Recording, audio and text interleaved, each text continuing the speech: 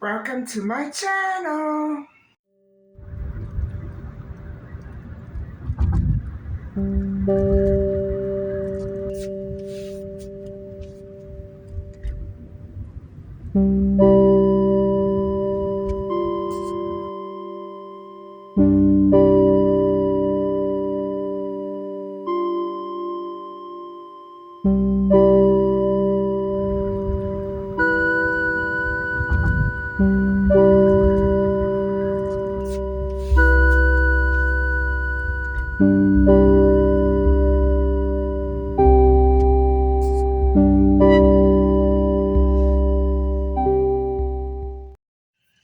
Hi everybody.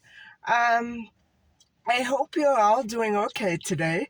And I just wanted to reach out to you and let you know that I'm operating with the comments and visiting your channels, which I love doing, at a much slower pace. And it has affected my algorithm, but that is why I am not really uploading on a daily basis. It's very hard for me to catch up, but I'm loving talking to you on a daily basis. I don't talk to you all on a daily basis, and that's what's changed. And so I'm producing at a much slower rate, and I'm getting out to you at a much slower rate, much less frequently. And so bear with me. I love you all. And I'm having a difficult time with people in my building stalking me and uh, stopping my camera. It's very difficult not to make much of this, but I'm getting through it. And so it's about 30 degrees. Today it's about 80. And so here I am in a beautiful, shady, balmy street, ready to talk to you about the Titanic story. And yes, I'm finally launching this story, and it's going to be multiple parts. Without saying, it has many parts, and I want to try to get in as many details as I possibly can find. So I'm researching on a continual basis, and so I thought it might be a bit easier to get the JFK story properly completed before I begin this launch. And so I hope that you enjoy this little series on the Titanic story.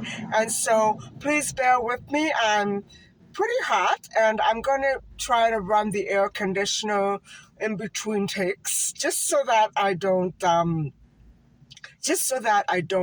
melt. So anyway, I'll be right with you.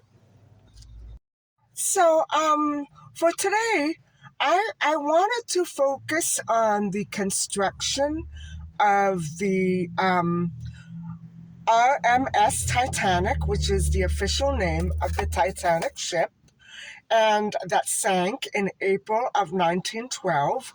And so I want to talk about the construction, and I want to give you a little bit of background detail as to, you know,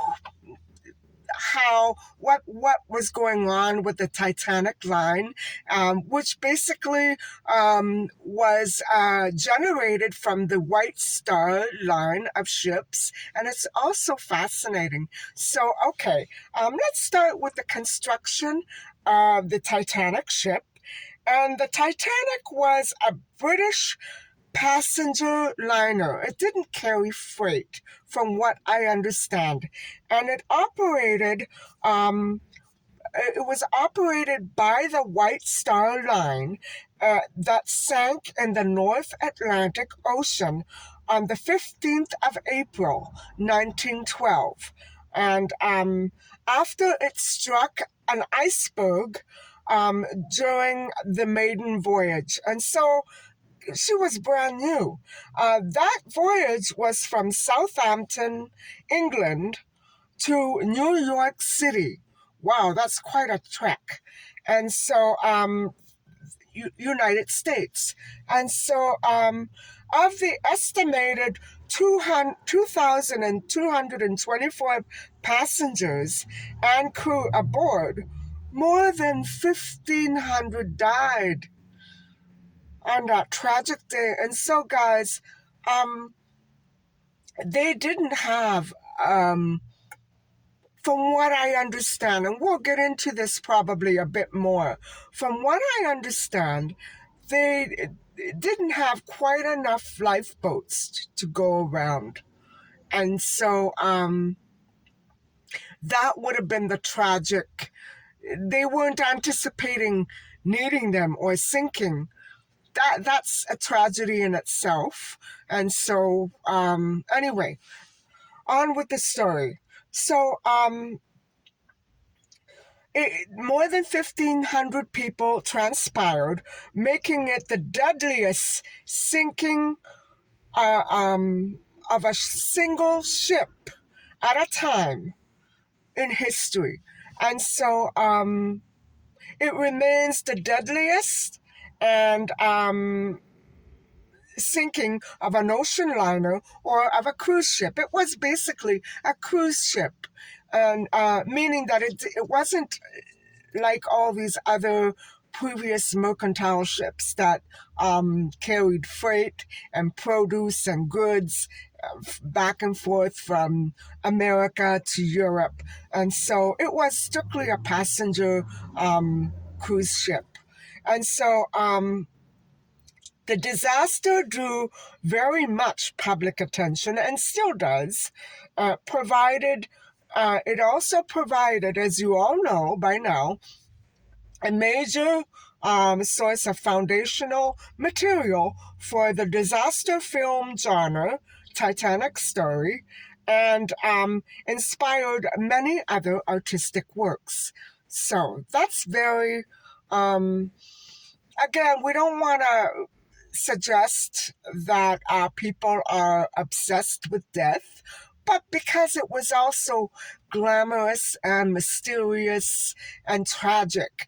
I think that's why it drew so much public attention and grief. People still grieve over that. And so the RMS Titanic was the largest ship afloat at the time that she entered service, and she was second of three Olympic-class ocean liners operated by White Star Line. And she was built by Heartland and Wolff Shipyard in Belfast, which is fascinating. And so Thomas Andrews, the chief naval architect of the shipyard, died on board that very ship in that very disaster.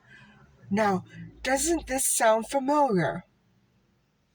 And so, Titanic was under the command then of Captain Edward Smith, who also obviously went down with the ship. The ocean liner carried the wealthiest people in the world and hundreds of immigrants also who were traveling from the British Isles, from Scandinavia and other parts of Europe to USA, who were seeking a new life in the United States and Canada. And so if anybody was going to put the aim of this White Star Line ship in one word, that would be glamour or luxury. Um, First class accommodation was designed to be the pinnacle of comfort and luxury, and it came equipped with a gym, swimming pool, high class restaurants, cafes, a Turkish bath, and very opulent cabins, all classes across. And so a high powered radio telegraph transmitter was available for sending passenger telegrams and also for operational use.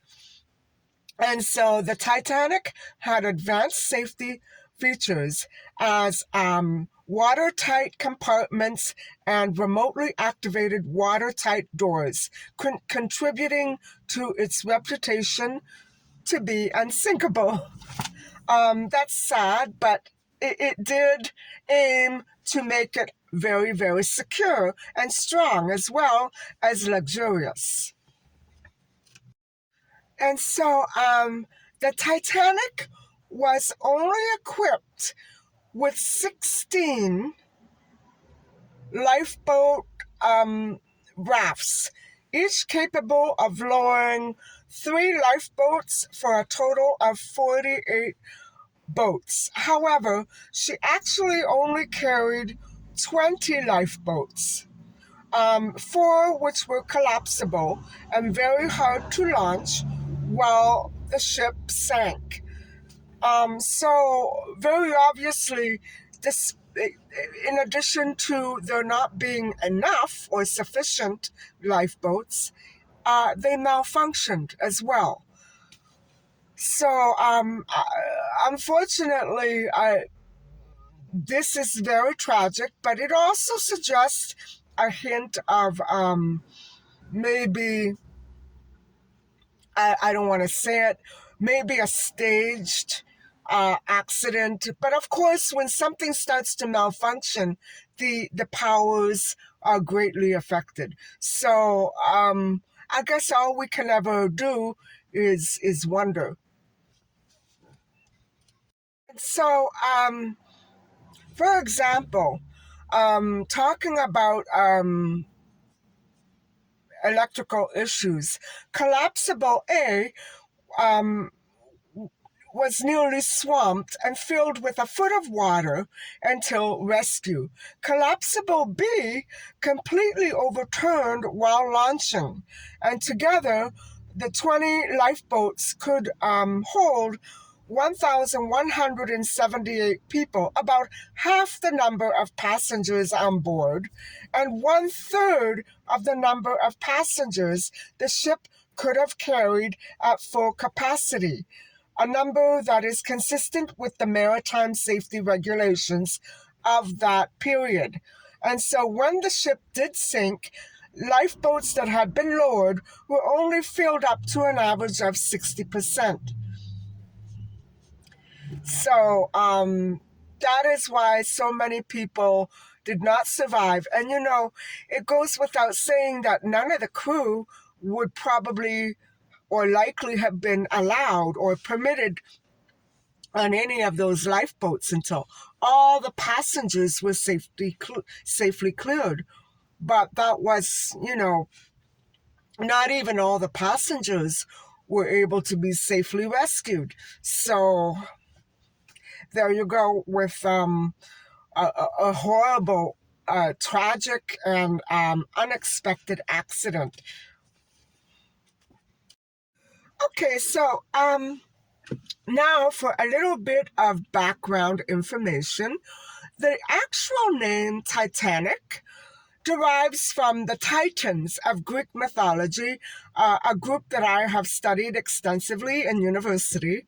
And so they are the writers of this extensive mythology, produced absolutely fascinating and wonderful mythological tales of the period of ancient Greece. And it was, as I just mentioned, built in Belfast, Ireland, in what was then the United Kingdom of Great Britain and Ireland. And so the RMS Titanic was the second of three Olympic-class ocean liners. The first was the RMS Olympic, and the third being the HMHS Britannic. Britannic, the Britannic was originally to be called Gigantic and to be over 1,000 feet long. So it didn't end up being that big. These two were the largest vessels of the British shipping company White Star Line fleet, which held 29 steamers and tenders in 1912 when the Titanic sank. The three ships had their genesis in a discussion in mid-1907 between White Star Line, the chairman, Bruce Ismay, and the American financier J.P. Morgan, who you probably have all heard of, who controlled the White Star Line's parent corporation, then known as the International Mercantile Marine Company. Wow, that's impressive. And so that's the background that goes with the Titanic ship. And so what was happening with White Star at the time was that it faced a stiff competition from its competitor, which would have been a German line, and it was the Cunard, which recently launched the Lusitania and Mauretania, the fastest passenger ships in service. And so they were German lines from the Hamburg, America, and the Norddeutscher Lloyd. I can't say that very well, but they were German based ship lines. And so Ismay preferred to compete with this German line on size and scale rather than speed. And so I don't know where it fell comparatively with respect to luxury. But so Ismay proposed to commission a new class of liners larger than anything before, and so as well as optimal in comfort and luxury. So I guess they were kind of trading in speed for those other two features, size and luxury. So, all right. Um, White Star sought an upgrade of its fleet to respond to the Cunard Giants and also to strengthen its position on the Southampton Cherbourg New York service line that was inaugurated and established in 1907. Passenger travel. So the new ships would have had sufficient speed to maintain a weekly service with three ships instead of four. And so, therefore, the Olympic and the Titanic would replace the RMS Teutonic that was built in 1889 or established in 1889, the RMS Majestic of 1890, and the RMS Adriatic of 1907. So it would be wiping those out. It was upgrading. And so the RMS Oceanic would remain en route until the third new ship came along, which would have been the Titanic. And so after the Titanic was built, the Majestic would be brought back into her old spot in on White Star's New York service after the Titanic sank. So I hope I said that clearly. Um, the Majestic moved and then moved back after it sank, after the Titanic sank. So that's a lot of transition there. And so the ships were constructed by the Belfast shipbuilder Hartland and Wolff, which had a long-established relationship with the White Star Line dating back to 1867. And so Hartland and Wolff were given a great deal of latitude in designing ships for the White Star Line. The usual approach was for this company to sketch a general concept, which Edward James Hartland would turn into a ship design. So it was basically done by architects and very experienced shipbuilders. So cost considerations, cost was a relatively low priority. However, it was expensive. Hartland and Wolff were authorized to spend what it needed on the ships, plus a 5% profit margin in the Olympic class ships. A cost of £3 million for the first two ships was agreed upon, plus a usual 5% fee. So, Hartland and Wolff put their leading designers to work to create the Olympic class vessels. The design was overseen by Lord Peary, a director of both Hartland and Wolff and the White Star Line. Wow. And so Thomas Andrews was the managing director of Hartland and Wolff's design department.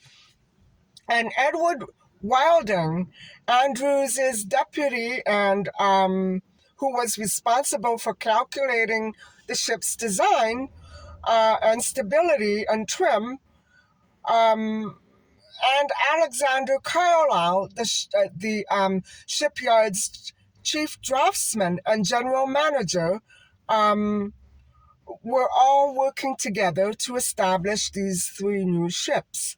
And so Carlisle's arrangements, included the implementation of the efficient lifeboat davil design. Well, that failed even before it ever sailed, right?